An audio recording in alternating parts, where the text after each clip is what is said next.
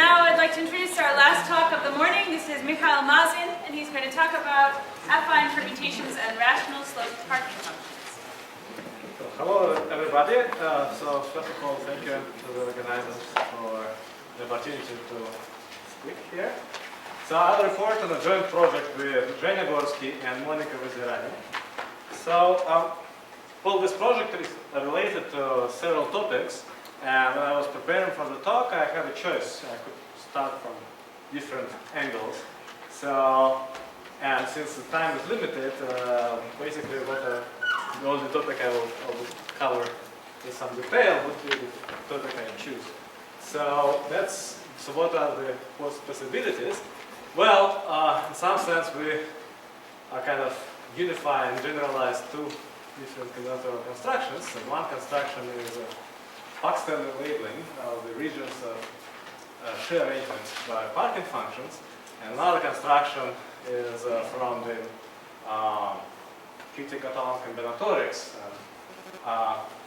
So there is this bijection zeta, Hubble bijection zeta, on dick path, which exchanges, which sends the pair statistics area deemed to the pair statistic bounds in area. So that's the two constructions, but then it is also related to several other topics. So one is topology of affine Springer fibers, where basically there's this homogeneous Springer fiber which can be decomposed into affine cells, and the cells are enumerated by our construction, and the dimensions of cells are also given by certain combinatorial statistics. So that's another thing, and then there is this fine-dimensional representations of double affine cake algebra, and basis of these representations are given by non-symmetric polynomials, and they could be also enumerated by the same objects. And one more thing is the shuffle conjecture and its generalizations, namely the rational shuffle conjectures, which appear recently in work of François, Adriano, and others. So I decided to start with Fox standard labelings, and basically let's start with that. So what I will need, I will need to define, to remind you what are the shear arrangements. So let's take this hyperplane in Rn, given by this sum there is equal to 0. So, well, there is this affine braid arrangement, so we just take all the hyperplanes in this hyperplane, in V, of the form xi minus xj equal to L, where I and j are just some indices from 1 to n, and L is any integer. So then the connected components of the complement are called alkals, and there is this one alkal which is peak to be special, so it's fundamental alkal, so it's x1 greater than x2 and so on, greater than xn, and then xn is greater than x1 minus 1. So I'll give you some examples in the slides, so the definitions. So that's a affine braid arrangement, and the K shear arrangement, so extended shear arrangement, is defined as a sub-arrangement inside the affine braid arrangement. So here we take, instead of taking all these hyperplanes, we just, for every direction, we just take 2k of them. So we let L to go from minus k to k. So k is included, minus k is excluded. So then, well, connected components of the complement, I'll usually refer to as regions, and there is a notation for them. So let's see as an example. So here we have, so here n is equal to 3, and that's one shear arrangement, so it's a Hubble shear arrangement. So we have, this is our fundamental alkov, the yellow one. So dot is the origin, and then we have two hyperplanes in each direction. And they're centered in such a way that our alkov is in the middle. So if we want a two-shear arrangement, we just add two more hyperplanes in each direction. two more like this, two more like this, and two more like this. So every time we get kind of even number of hyperplanes in each direction, and the fundamental alpha is in the middle. It's always in the middle. So that's extended shear arrangements. And what we want to do, we want to label regions by parking functions. So let me remind you what are parking functions, and since I will need the rational slope parking functions, I will consider rational slope parking function right away. And instead of a definition, I have an example. So let's take a function from 1, 2, 3, 4 to z, and it's given just f at 1 equal to 2, f at 2 equal to 0, f at 3 equal to 4, and f at 4 equal to 0. Should be non-negative, yes. I should put z non-negative, so the values are non-negative. So we take the values, organize them in decreasing order, and we get a Young diagram, so like this. And then we see, so if it fits under diagonal in a rectangle where the height is n, is of n, and the length is some other numbers, 7 here, then we say that this is a 7 over 4 parking function. So this function is a 7 over 4 parking function because the Young diagram fits under diagonal in a 4 by 7 rectangle. But if you try, say, to replace 7 by 5, you see the diagram does not fit there. So it is not a 5 over 4 parking function. It is a 7 over 4 parking function, but not a 5 over 4 parking function. So one more remark here is that, so this diagram records the values of our parking function, but to recover the parking function, we also need to assign the arguments to them. So, well, basically what we need to do, we need to label the rows. So here the labeling will be like that. So f at 1 is the length of the first of this row, so it's f at 3, I'm sorry, f at 3 is length of this row, so it's 4, f at 1 is 2, f at 4 is 0, f at 2 is 0. And one more thing is that since these two rows are of the same length, it doesn't matter in which order we put these two numbers. So we usually put them in decreasing order. So we get that parking functions are in bijection with these diagrams, which fit on the diagonal with labeled rows. Okay, so these are parking functions. And so these are rational slope parking functions. And then note that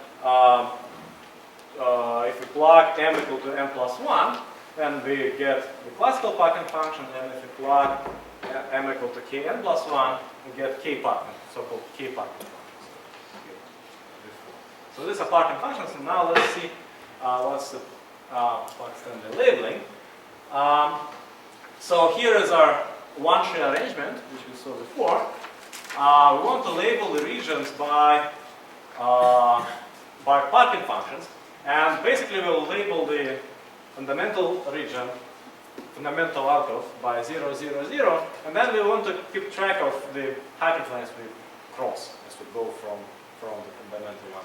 So as we cross a hyperplane, xi minus xj equal to L, with L greater than 0, we increase ith number by 1.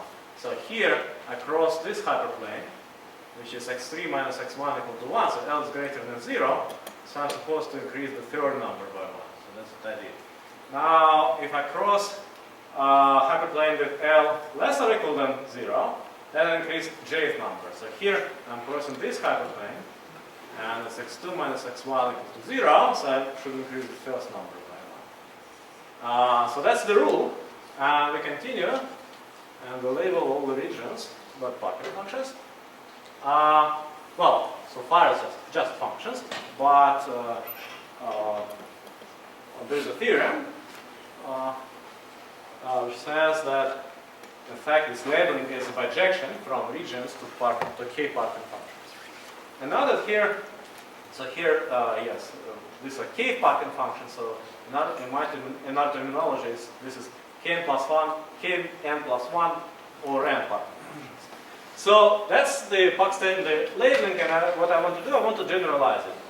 So what I want to do, what I want to get, I want to get some construction where on the right here we get just any rational parking function. we want the rational slope version of this. So I will need some extra definitions here. So I will need the affine symmetric group, which we already saw in the previous talk. So basically, yeah, we have these n generators, the relations, and this braid relation goes kind of cyclically, right? So this is a affine symmetric group.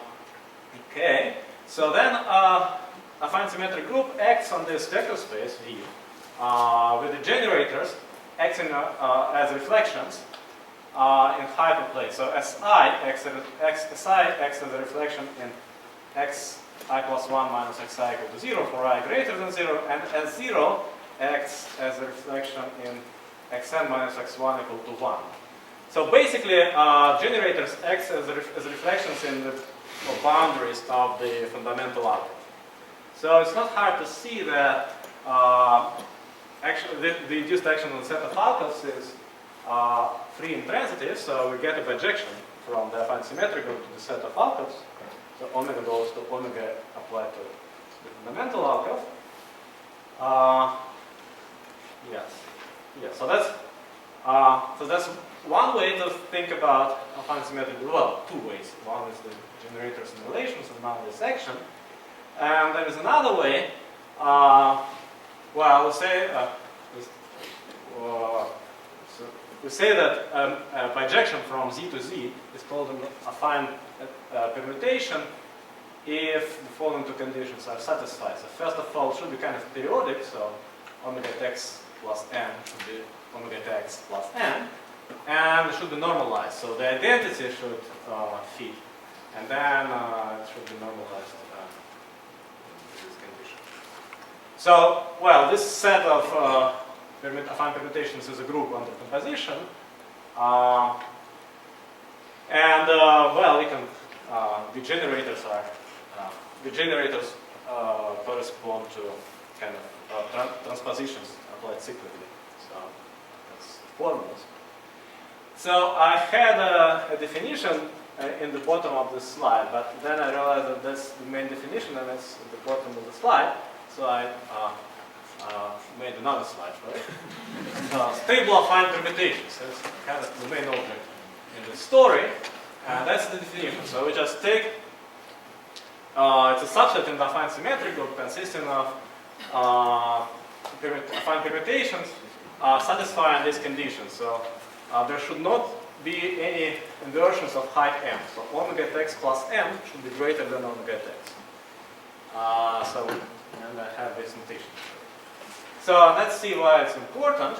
Well, that's the next slide. So it turns out that every Cauchy region contains a unique minimal alcove. And moreover, an alcove, omega at A0, is the minimal alcove of a Cauchy region if and only if it is M stable where M is Kn plus 1. So, well, that's, yes. I'll have a slide with some example in the next screen. So next slide will be some example. So that's important observation.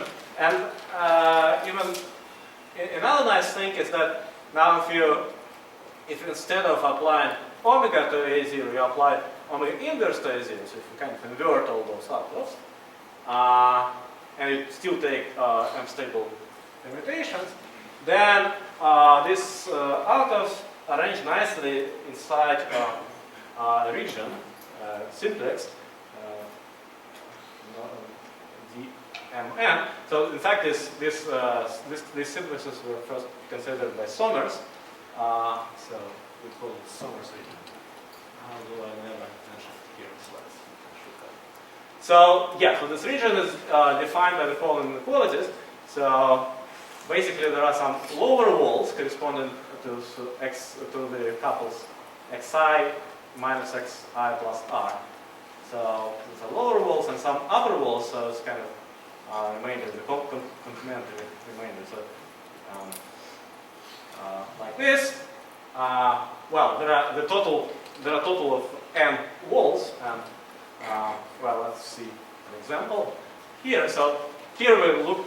Here is again the one-share arrangement, and you see every region has a unique minimal output. Minimal, I mean the closest to the fundamental output.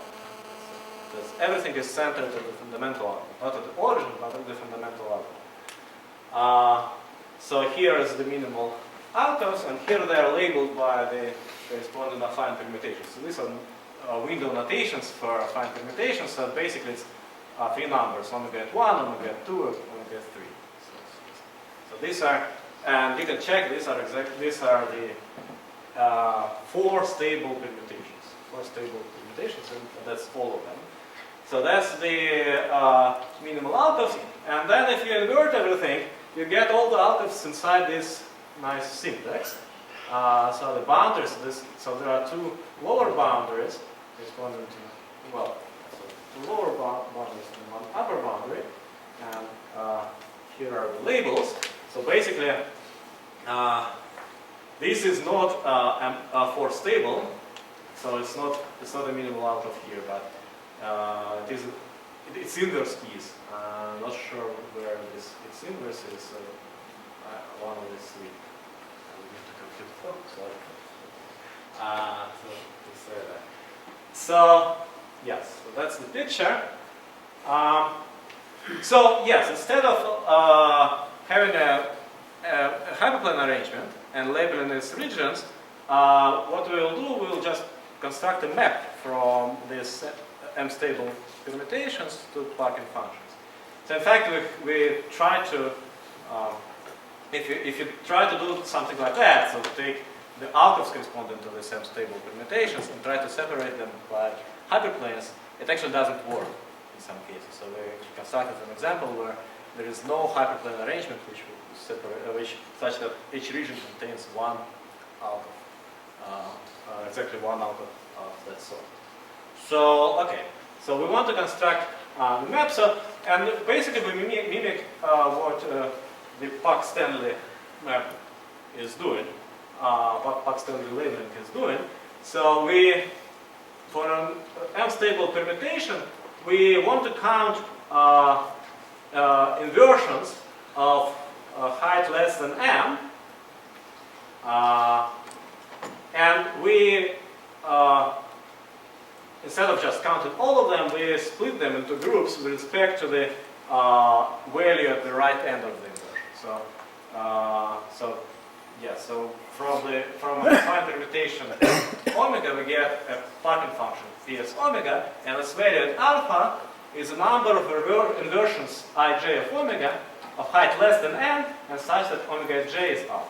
That's the definition. So we kind of, so basically, if you remember, so in the Park-Stanley map, we were counting hyperplanes, but only hyperplanes from the K-share arrangement, and that corresponds to restriction on the height. And then we were counting them, we were refining this count, and that corresponds to this fixing the right end.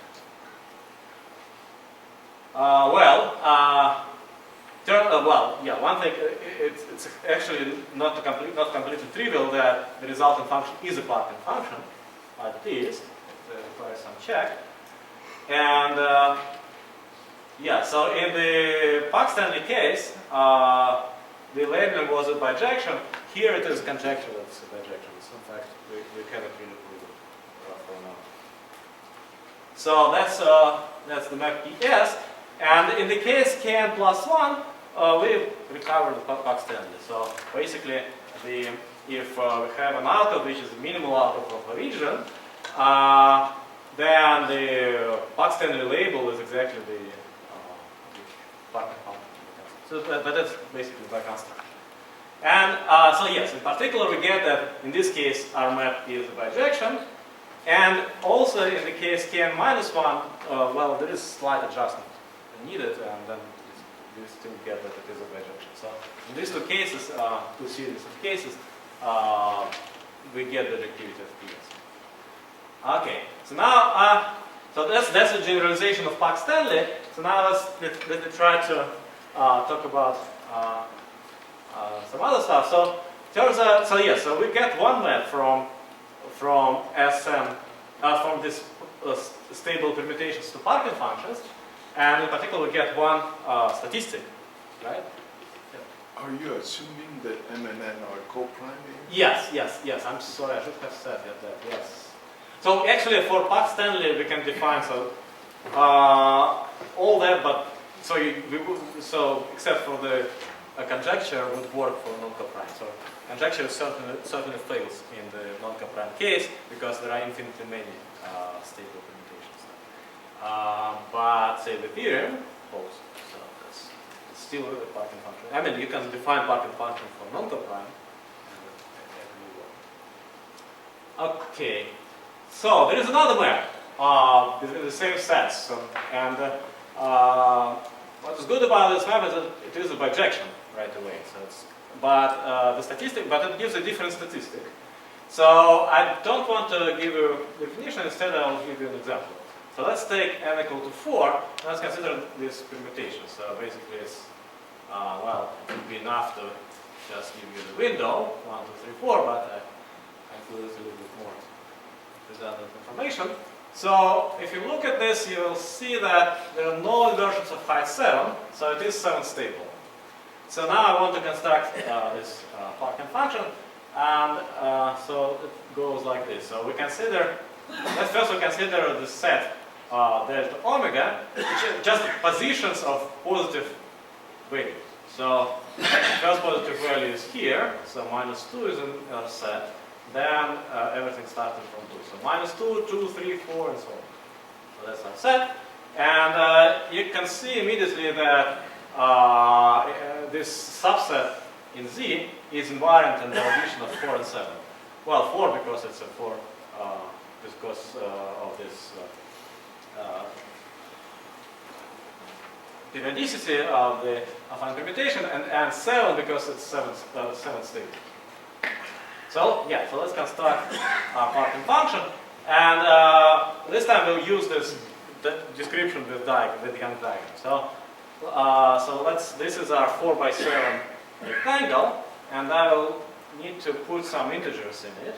So I'll put -2. -2 is the minimum of this set. So put minimum of this set in these two places, and then I fill in the boxes with respect to linear function. So basically, step down adds 7, step to the left adds 4.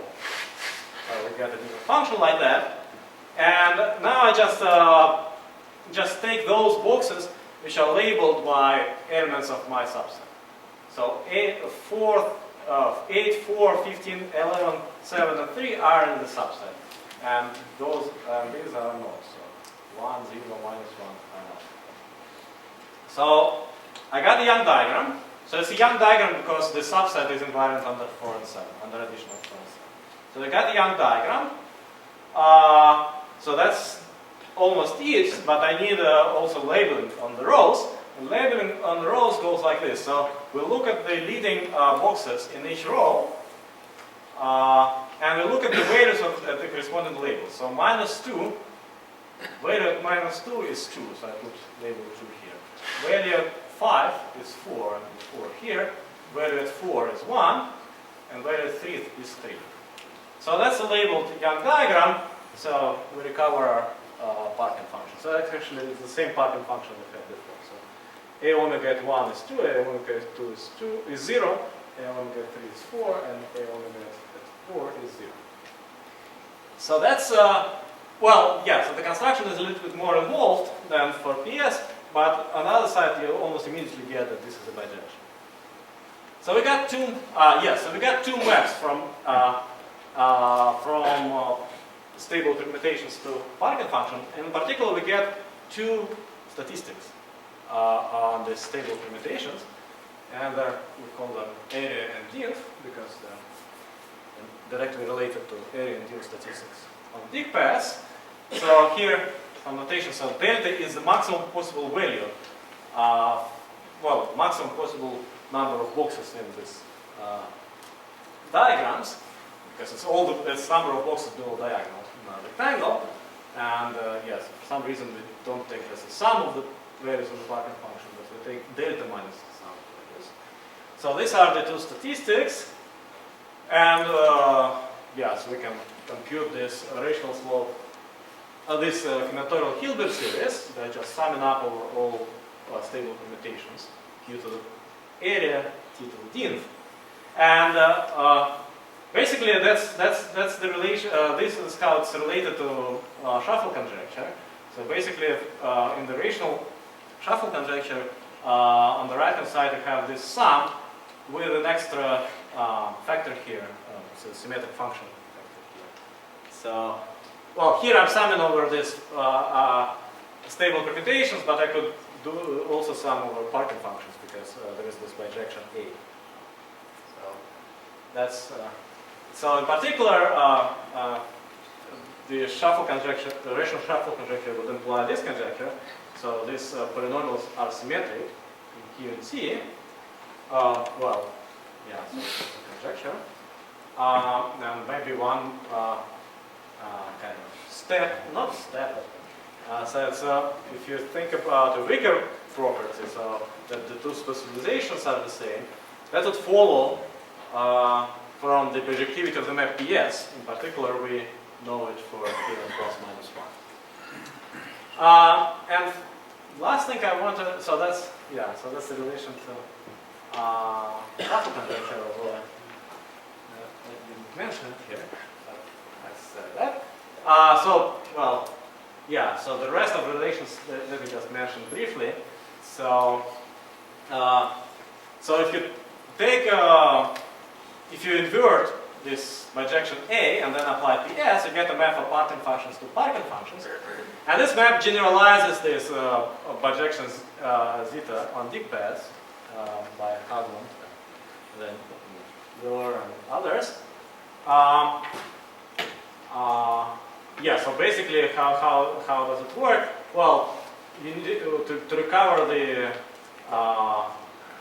zeta on dick paths, well, rational dick paths, you need to restrict all I've said to minimal length SN cassette representatives. And all parting functions will be increasing, and so they will correspond to Young factors, the dick paths.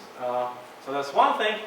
Another thing is that there is this homogeneous affine Springer fiber. So it's an important variety. It can be defined very explicitly, but it can also be decomposed into affine cells, and the cells will be enumerated by these unstable affine permutations, and moreover, the dimension of the corresponding cell will be exactly delta minus d. So basically, Poincare polynomial of this affine Springer fiber will be a specialization of this Hilbert polynomial I was talking about on the previous slide.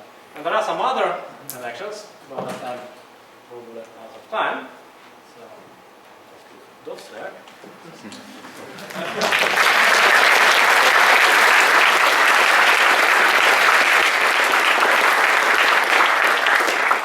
Are there any questions for Mikhail? I have a question. This connection that you have made between acting functions and positions from the sharing and the rational case, you have, there is a well-known, at least older connection between the rational paths and the cells that contribute to the area. You look at the numbers that you have constructed. They are the hook numbers of the first column of a affine permutation. They're MN. If your two numbers are MN, right? Yeah.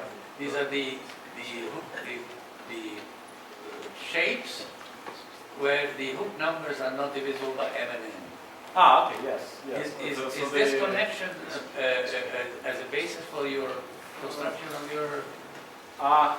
So there are those simultaneous cores, MN cores. Yeah. So that's yes. There is a bijection. Actually, a bijection A is named. The name is after John Anderson, who constructed bijection between MN cores and rational dig paths. So Do you use it's that? kind of, well, we don't really use it, but It was we, inspired? it's kind of inspired, I yes. see. So, yes, it's kind of inspired by this. It's not kind of implicit there, so it would take me some time to explain how it's. So you said the shear arrangement sort of breaks down into very good irrational. Yeah. Drew Armstrong has the dish arrangement. Have you considered a rational dish arrangement? So, no, I didn't. But the thing, what I was saying that it breaks, basically what I meant is a kind of strong statement. So I think we take n equal to 5 and m equal to 3, and we just take outcomes corresponding to m stable, to 3 stable permutations there. We just look at these outcomes and ask whether there is a sum arrangement such that each region will contain unique output from this set. And there is no such arrangement. So there is no way you can separate them so that there is unique output in each region. So so maybe in some other sense, I don't know. So those would be the minimal alphas in like in whatever you want rational. So look, for kn plus 1, you get minimal outputs.